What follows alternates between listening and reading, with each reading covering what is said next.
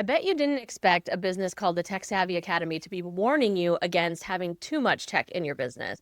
That's exactly what I'm doing in this video. Are you automating so much that you're forgetting who you're automating for?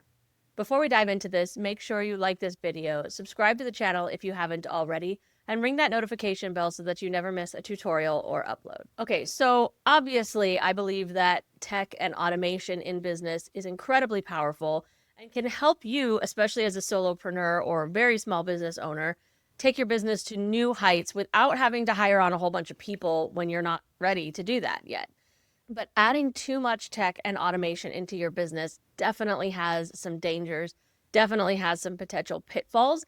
And that's what I wanted to talk to you about today. When you add those layers of tech in, possibly too quickly, or maybe even without intention, it can actually distance you from your customers, your values, and even your results. Think about the last time you signed up for a freebie. Now, if it was here on the channel, you would have gotten an automated email from me, right? You would have seen an email that included the Trello template that you were signing up for after you had confirmed that, yes, in fact, you did want to receive my emails. That's automated, obviously. I can't possibly be at my computer 24/7 ready to send that email out. And so in that case, a layer of automation is great because it allows you to get that instant gratification, to get what you signed up for in the moment when you're feeling ready for it, right? That's fantastic.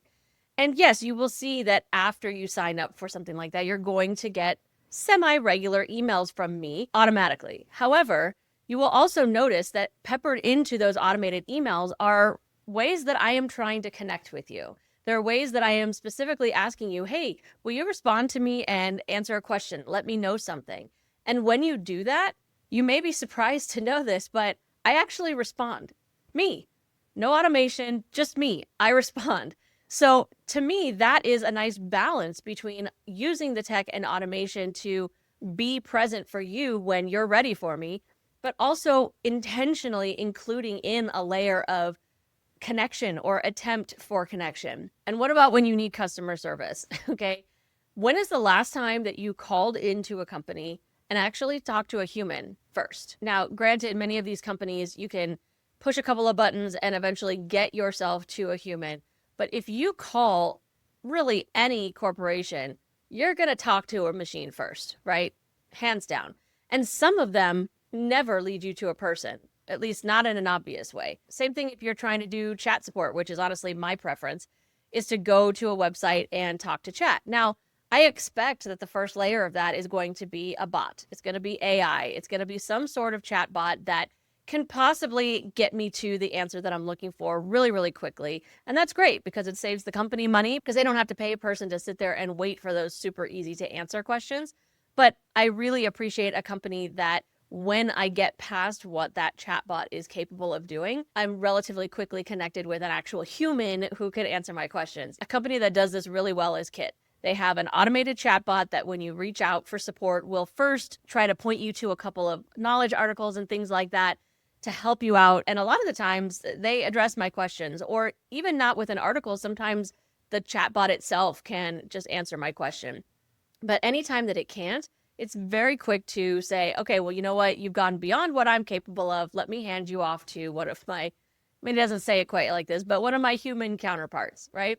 And now I don't always get a person on the line immediately, but I don't have to wait for them either. They will respond when they are available, and I can come back in and join the conversation whenever it's convenient for me.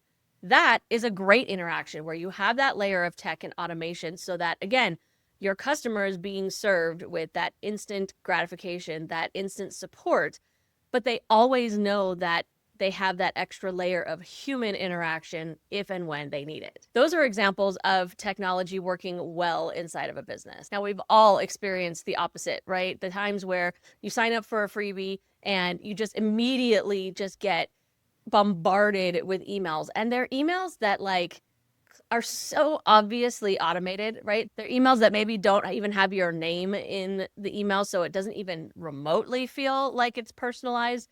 You get email after email after email every single day. They're all kind of cold and impersonal, and most of them are trying to sell you something. What is your first reaction when that happens to you?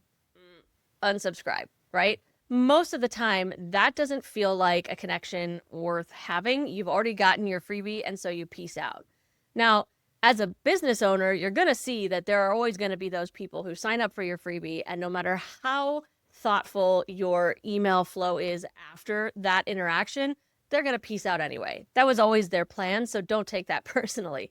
But if you're doing a really good job of keeping that human interaction and making those lines for connection, you're going to find that you're going to retain people a whole lot longer in your email list. And they actually become people that you might get to know a little bit even before they become a customer. As a business owner, there's a really good chance that you have interacted with Meta support at some point. And if I'm right, then your skin already started to crawl. You already started to feel your blood pressure rising because they do not get this right. It is nearly impossible to get even a chat bot on the conversation, let alone a human being. And once you do, even when you're talking to a human, it feels so cold and impersonal.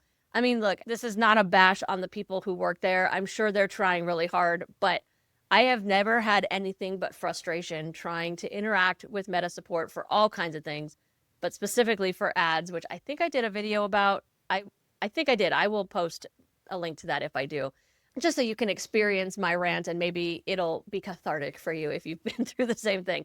But those are feelings that we don't want our customers or potential customers, our audience, whatever it is that you're putting out there. You don't want that feeling between you and them. You want them to feel connected to you. You want to feel connected to them. And the only way to do that is if you remember that automation and technology has to be purposeful. It's not just meant to be thrown in every single possible place so that you don't have to be involved with your business. That is the wrong approach, guys. I want to give you 2 examples today of things that I've experienced actually in the last week regarding the use of technology in relation to business. So in one circumstance, I was utilizing AI. Now, we've talked about AI here on the channel before. You know that I am not opposed to it. I think AI can be incredibly helpful in a lot of ways, but it has its limits, right? I want to talk about that situation just as like a reminder, as you might be getting more and more reliant on AI, that you need to take steps back sometimes and remember it is still a machine. So let's talk about that in a minute. And then I also want to talk about a situation where it was in my personal life where I was interacting with a company that is definitely using layers of tech, but I feel layering in that human connection in such a good way. So I want to talk about that as well. So let's start with the AI situation. So I'm not going to get into a ton of details, but this is in my corporate life, not in my business.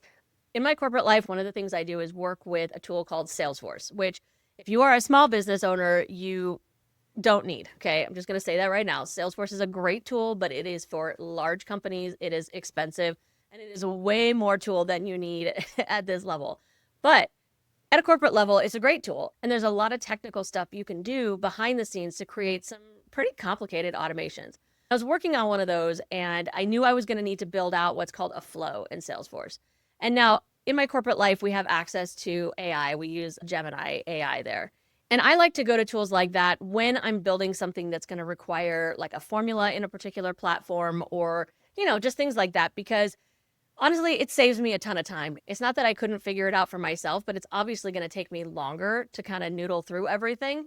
And when I know what I'm trying to accomplish, I can very clearly explain that to an AI tool, and it's going to get me there so much faster, saves me a ton of time. So I went straight to Gemini and I said, this is what I'm trying to accomplish.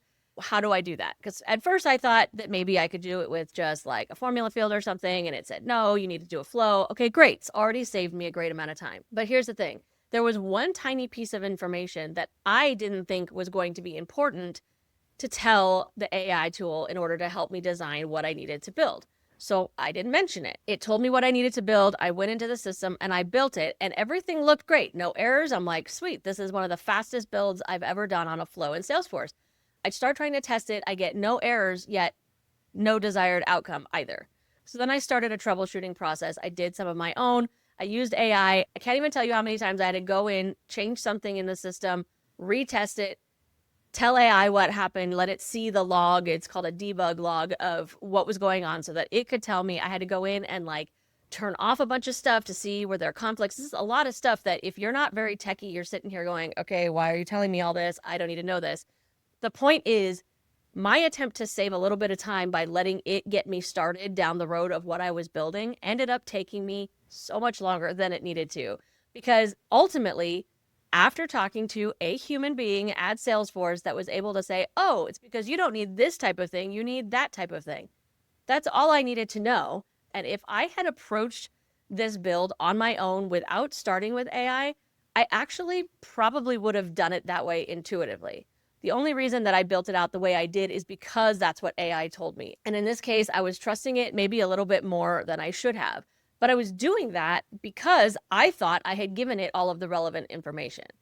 Well, that's the thing, guys. We don't know. And the machine can't tell us, hey, you should tell me this piece of information because it doesn't know it's relevant either. That's one of the huge limitations here. And I know this type of situation may feel like it's completely unrelated to what you do, but look at it from a perspective of if you're using AI to help you write something or help you design maybe a course or a quiz or I don't know, it could be a bunch of different things. You don't necessarily know what all the relevant pieces of information are to tell your AI. And so that means that you can't just trust what it tells you is going to be the complete and right answer. I know all AI tools have that little disclaimer at the bottom, but I also know that most of us kind of ignore that a little bit. This is just a huge reminder that, look, AI is a fantastic tool. I think it's great for taking your words and kind of polishing them up a little bit. It's great for brainstorming just to get your juices flowing, to get your inspiration going. But please, please, please do not let AI ever replace you as the source of inspiration, motivation, knowledge, any of that in your business. You need to still be the primary. No matter how easy it is to go into AI and say, hey, design, da da da da, you still need to come first. Your brain will always be better than AI's. Now, the second scenario that I mentioned, this is when I was dealing with customer service in my personal life. This is not a sponsored video in any way, but I'm going to call out the company because I think they're awesome. So we have a puppy, you know that. We have Puff. We had previously had another dog, Duke. For Duke, when he got older, we started feeding him Farmer's Dog. And honestly, it was fantastic for him. Again, not sponsored, but like as an older dog, it really did help to like reboost his energy and reinvigorate him and all of that. So again, not sponsored, but just my personal recommendation.